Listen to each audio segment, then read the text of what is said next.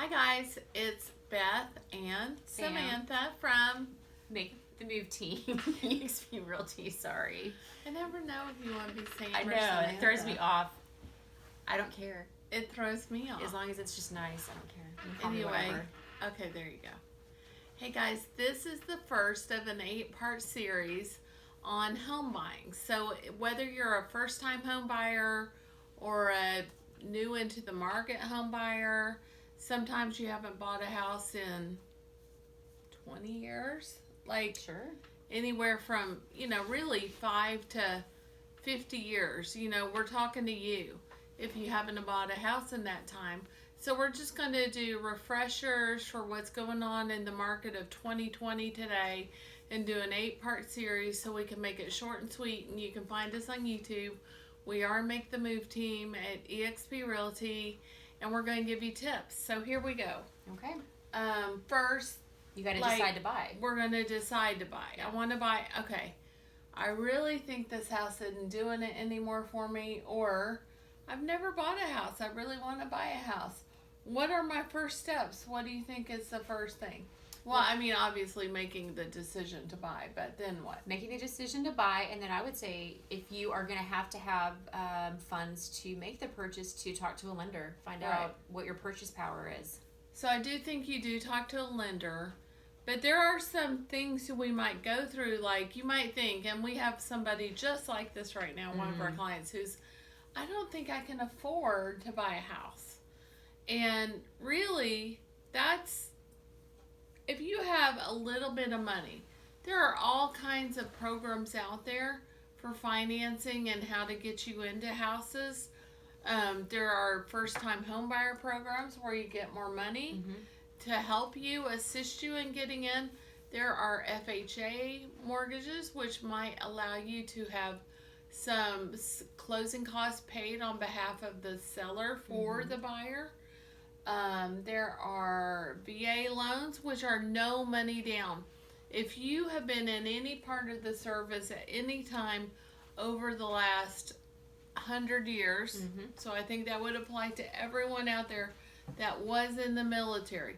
As long as you were not dishonorably discharged, then you probably the government will are. have your back. You have a government insured loan on your house that you can get in for zero money down.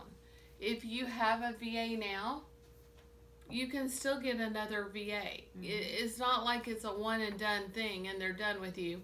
You can always get a VA loan if you were in the military and in good standing. The bottom line is, if you can get approved for a mortgage and you're currently paying rent, you should be buying a home and paying off your own mortgage rather than paying off your landlord's. So you have to live somewhere. Very unlikely that you get to live somewhere for free.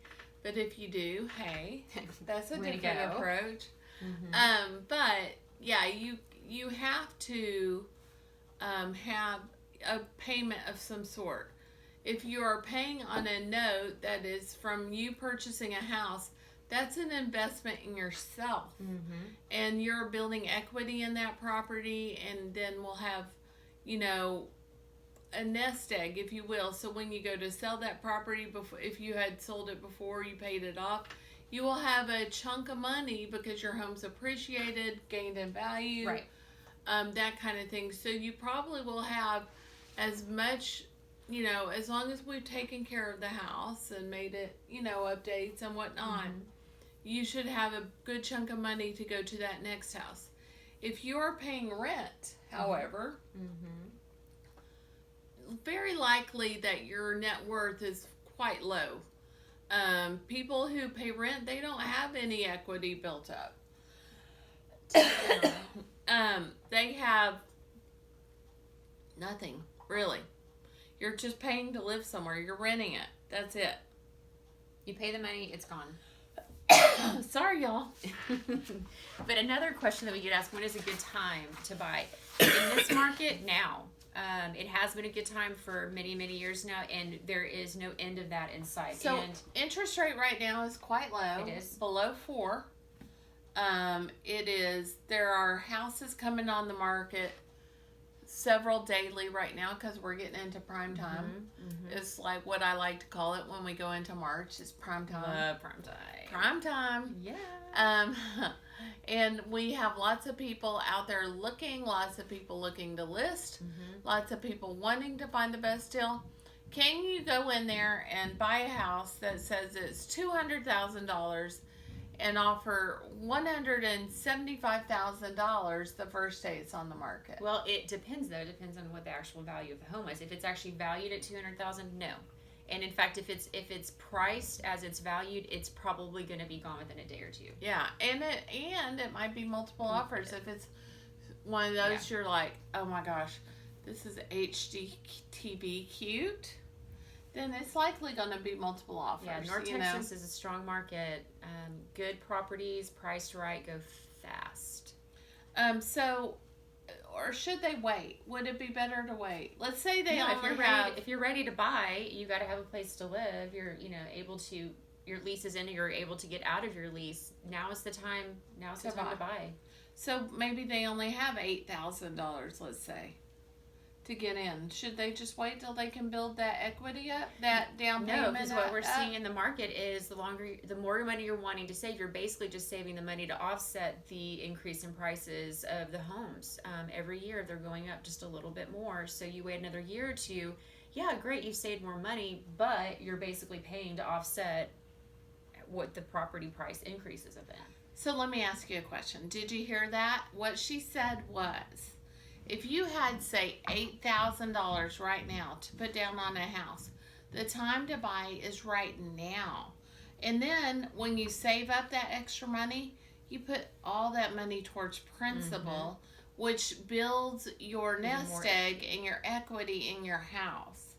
So there's no reason to wait. Like, if you have money, you have good credit, you have a credit score of better than 580. Some say 620. Like, in there, if we can get you there, I think we can get you the rest of the way and get you in a home.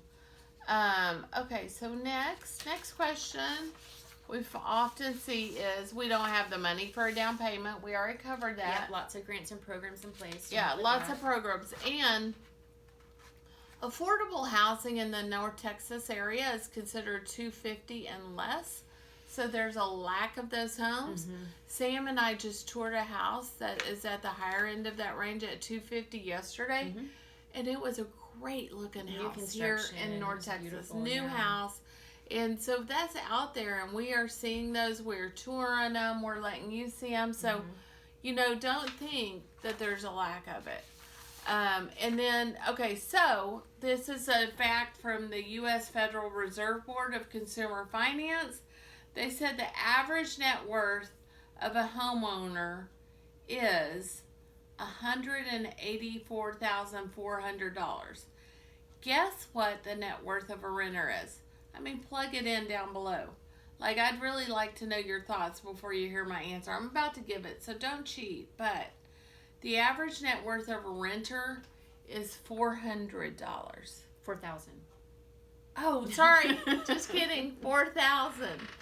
That's including savings, investments at the known time, as well as that $184,400. Yeah. So, I mean, I would rather be the person that has a net worth of $184,000 versus a $4,000, which is a renter, right? So consider that, because I think your extra money will go into your principal, not your interest, just your principal, and make yourself a more savvy person and have lots of equity in the property. Deciding to buy is your largest financial purchase, right? Hands down. I mean, most everybody is their largest purchase ever. So, but it's also their largest asset. It is. And it's not like a car. It doesn't go down in value. So it will grow over time. It will appreciate and get better. So, look, the next thing is they talk about appreciation rate. The average appreciation rate since 1977 is that your house appreciates 4 to 6% on average year over year. So you can calculate that out, especially all you math brain people out there. That will grow quickly. I think we do have a calculation here, Beth. So let's assume that 3% annual appreciation of a home purchase at $150,000 today. In 30 years, and again, this is on the conservative end of the that's the low annual side, appreciation. right. That's the low side. In 30 years, that house will be worth $364,000. $150,000 to buy. 30 years later, it's appreciated to $364,000. So it's a great move to buy a house today. That's what I'm hearing. Like, and that money seems to grow. I mean, it's just way better that way, right? So, and then even if you cut that in half, the 1.5% annual increase, you're still at, in 30 years, $150,000 purchase. 30 years later, you're at $234,462. That's not bad. Yeah. None of my investment accounts produce those results. Well, so, your interest rate on a house is 3.75-ish to 4, let's say. Yeah. 4%, if you, a lot of times the lenders will put that a lot towards interest and taxes. So what you want to be mindful of is if you have, a larger, if you have extra money, you always make sure you ear note that to go to principal, so that pays that down quicker, and then therefore you're paying less interest and that kind of thing. So buying a home is an emotional decision, but home is where your heart is. A home represents your taste. You can paint the walls. Don't color them. Paint the walls whatever color. You can paint the walls whatever you want. Because it's yours. It is yours. Yeah. You don't have anybody you have to ask for approval on, except maybe that person you're living with. But, you want to paint it however you want it. You don't want it to look like an apartment. You want to make it your own. So it is a really thing. It's a very good, solid investment. It is pride in your ownership because it's yours. And it's a rational decision. Home is where your wealth is. And we want to grow and appreciate. And also, you get tax deductions when you buy a house. So I get to write off my what do I write off every year? There's principal, interest, homeowner's insurance, utilities to an extent. If you have a home office, that's a whole other conversation. Yeah, that's true. Yeah, there's a lot of benefits beyond just personal investment that saves you money annually and with your taxes. Yeah, so you can, so if you had, say, a 2,000 square foot house and one room, maybe 200 square feet was dedicated to your home office, you can write that off. So that's a great thing, too. Yeah, it's a big one for me. Yeah. So then just think, over the next 30 years, you could pay $1,200. You're not going to be paying $1,200 in rent here and get the best house in the whole world. Yeah. But maybe $1,500 over the next 30 years for 360 months. That means while you're renting, think about, like, if you're at $1,500, right? So let me just do my math. 1,500 times 12. So that's 18,000 annually. And 18,000 times 10 would be 180,000, right? That you're paying to rent. You want to double check me? So 20 years, that would be $360,000. So you really want to, and you would pay all that money. See, she's seeing if I can actually calculate numbers in my brain. But you would actually not want to just give all that money away. I mean, you want to have it something you're building yourself. So please see the rest of our series on home buying and let us know if you'd like us to help you. We are here. Beth Caudell, Samantha Pearson with Make the Move team at eXp Realty. Thanks, you